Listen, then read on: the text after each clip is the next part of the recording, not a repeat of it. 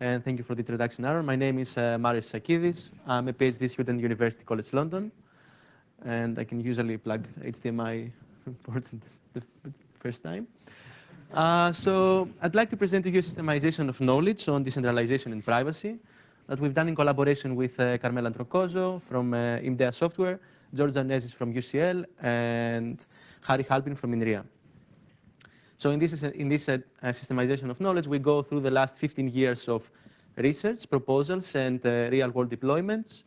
And we try to find out whether this belief of that decentralization is somehow beneficial to privacy actually stands on solid ground.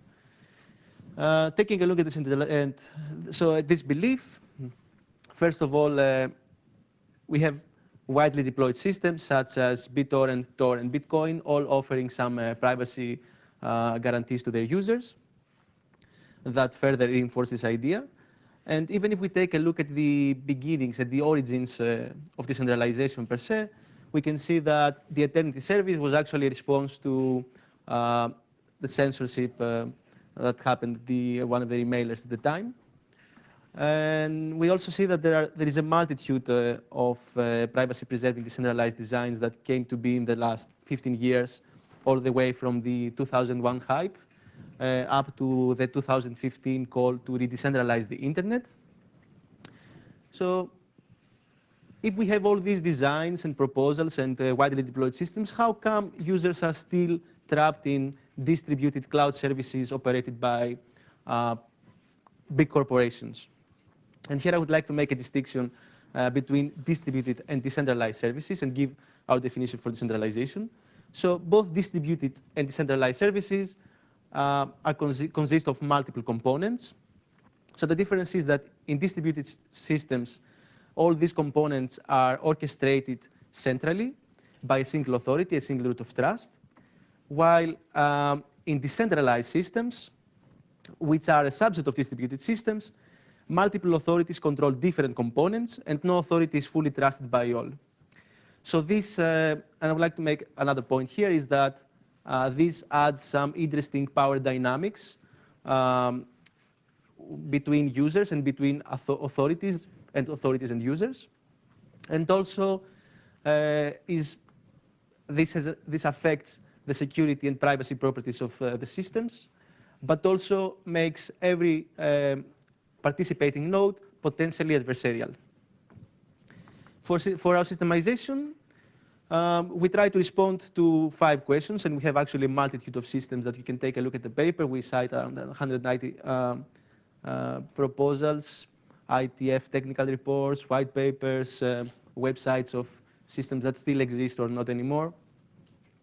So for the core questions that we base our systemization on is, first, how systems are decentralized. Then, what are the advantages of decentralization? How decentralization supports privacy, if at all. What are the disadvantages of decentralization to privacy and security? And what are the implicit centralized assumptions, the centralized components that still remain in decentralized designs? So there is nothing new here, actually. This is systemization of knowledge, Pets on One. Most of the papers come from this community, but we believe that this report of ours could be beneficial to newcomers to this community and could also guide the next generation of privacy-preserving decentralized designs. Moving on with the first of our questions, how is decentralization achieved? And we can see 3 main design decisions that decentralized privacy-preserving systems developers have to make. First one has to do with infrastructure. Who is providing the infrastructure? Since there is no central authority that can run the service for us, the infrastructure is actually provided by multiple authorities. Some designs involve users in that. For example, peer-to-peer networks require from users to assist in the network by contributing bandwidth and computation and storage resources, while other designs do not require from users to get involved and rely on supernodes or dedicated providers. to run the service. This is the case of federated services like email, etc. The next point is the network topology, which defines the structure of the network and also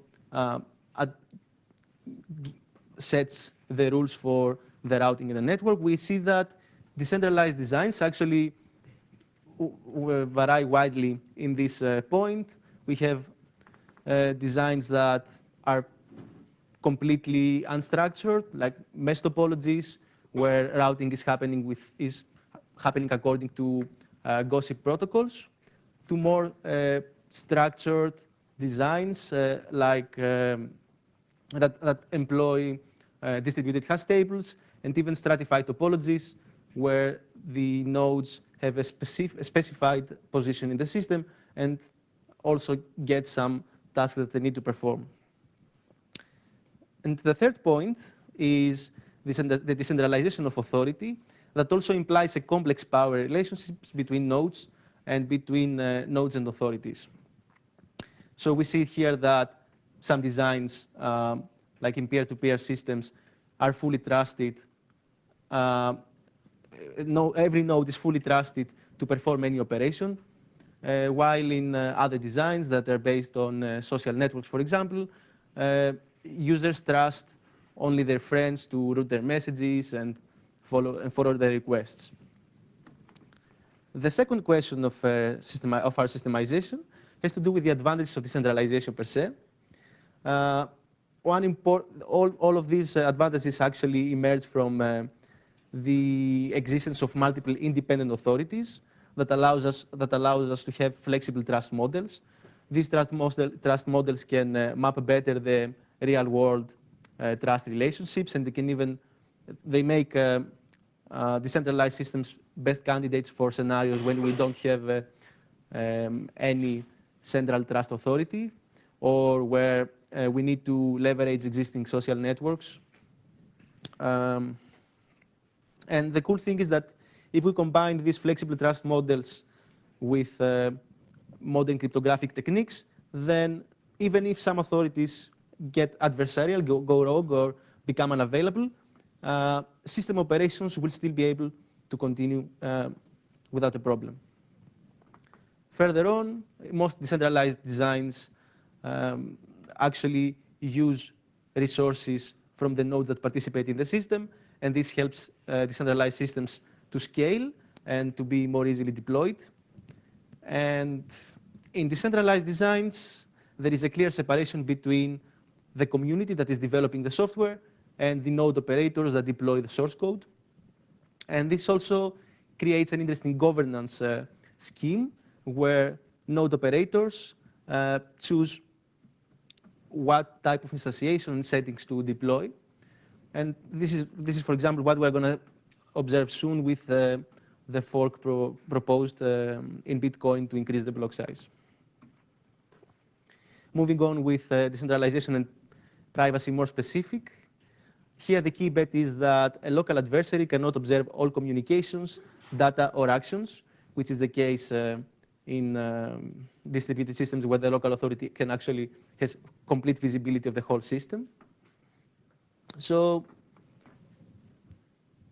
by this virtue, we can say that, and again, by using modern cryptographic techniques, decentralized systems can provide properties such as confidentiality against outside observers and even against participating nodes. Or they can also provide anonymity and deniability by unlinking actions from users. Some decentralized privacy-preserving systems rely heavily on that. Tor, Freenet actually is all about anonymity and deniability. Some systems can also provide covertness, while traffic analysis resistance, which is possible, comes at the cost of design implementation, operations, and coordination complexity. This is why we don't observe it that widely in the system, but this community always comes up with great proposals for that. Now, moving on with the disadvantages of this decentralization. As I've mentioned before, in a decentralized system, any participating node could be potentially adversarial. And decentralized privacy-preserving systems need to be ready to handle attacks from the inside. And through our decentralization, we've observed that accountability and reputation mechanisms could help with such issues, but unfortunately are very difficult to establish, especially when we care about the privacy of the users. And this opens the space to Sybil attacks, more specifically to open participation systems that nodes can come and go as they like, and any adversary can spawn a big number of nodes and kind of try to hinder the normal operation of the system. Finally, and this is true for every decentralized design, decentralized systems require sophisticated management of routing, naming, and consistent state. In distributed systems, this is solved because the central root of trust knows of all that information. But now, in decentralized designs, we need new techniques in order to achieve that. These problems of decentralization, 5 minutes, okay. These problems of decentralization make users stick to some centralized components in their systems, many of them being implicit and not visible to the real world. Many of the times we just tend to forget them and not mention them. But so many decentralized designs rely on centralized components in order to hold network information, such as like the Tor directory and even network state information. And when it comes to user-facing components and components that have to do with reputation, establishment, authorization, and authentication, many decentralized design piggyback such components to centralized services that pre-exist and are completely dependent from the decentralized ecosystem. So even in the case that of a completely decentralized system that has no central components, there still exist some predefined nodes that have a special role in the system. They could be assisting, for example, with peer discovery or with collecting privacy analytics. And there's not much we can do at the moment. Finally, the developer community that I've mentioned before is another implicit central authority, and I would like to add that it's also a central point of failure. But new approaches, such as reproducible bits, for example, can help us verify that the distributables that we deliver to users correspond to the source code, which is publicly auditable. Now, I think we can do great. We can be optimistic about decentralization in the future. However, we need to learn from the past, and we need to understand the fundamental trade-off of decentralized designs between integrity, availability, and privacy. For example, a Bitcoin goes for availability and integrity at the cost of privacy because of the public ledger log that everybody can go on and try to link pseudonymous transactions together. However, with the use of modern cryptography, Zcash successfully give some extra anonymity to the users. And I think we need also a common evaluation framework and some guidelines for next designs that will come to be. However, we also need to study decentralized systems from a more interdisciplinary and generic perspective, since they are very complex systems with multiple layers. We have to take care of the governance, the user aspect, the underlying infrastructure with regards to technology and usability. So if I have to give a final takeaway message from this systemization we've made, would be that interdisciplinarity is actually the key. And successful privacy-preserving decentralized system combine expertise in building distributed systems. We need to make the right decisions when it comes to choosing the topology and how we distribute how we centralize authority. Most of the security and privacy properties actually derive from the application of modern cryptography.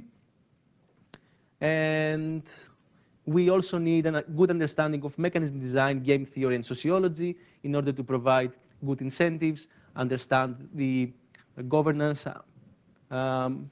dynamics, and in general to actually make systems that users can use and would like to use, and that we will be able to deploy at scale. Thank you very much.